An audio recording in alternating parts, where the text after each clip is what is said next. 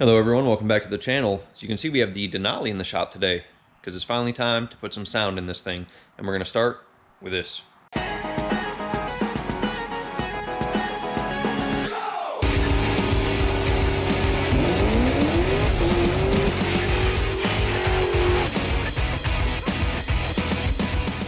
So what we have here is a kicker keyloc, and what this is going to allow me to do is keep the factory head unit, and this will give me a nice RCA input to my amplifier because we're going to install some Scar audio components and a sub box that goes under the rear seat. So if you want to keep your factory radio, you need what's called a line out converter. So key lock line out converter. And I've read reviews on this and I've seen some installed. So I'm just going to do a quick rundown of how this thing works, and we're going to put it in there. So I'm not going to go into huge detail on this thing. I'm just going to show you where I put it, how I'm going to wire it in. But if you go to Kicker's website, they have awesome videos on how to install this. So what I'm going to do is pull the center console apart in that guy real quick, get this mounted, and then I'm going to go research real quick which wires I need to hook up. Now, this does recommend that you go to a battery power source. So I'm going to have to extend the yellow wire and go into the fuse block.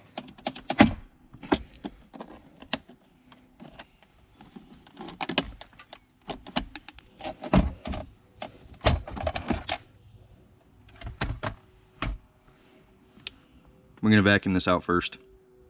Alright, so here we are on the center console. This plug right here is for the factory subwoofer. So these are what we're going to tap into for our line in. Plugs into that harness there.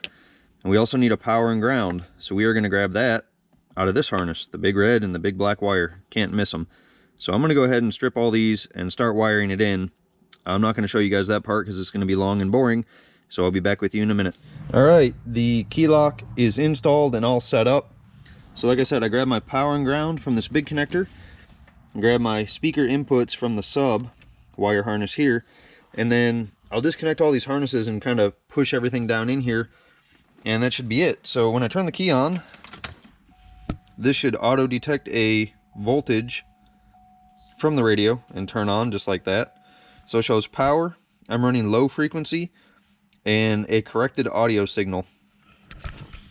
So going through the video that's on Kicker's website, or you can find it on YouTube, on how to set this thing up, it's a little confusing, especially because I'm using a cell phone to do everything. So you have to download test tracks, and then you have to play them, and it does its sweep and all that kind of stuff. But now that it's set up, I should have a remote output from this to turn on my amplifier, and I have my RCAs to input into the amplifier.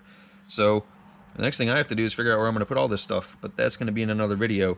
So stay tuned, guys. That's going to do it for this video. I'll let you know how the keyloc works, if it's a good audio signal, in the next video. So stay tuned, and we'll see you next time.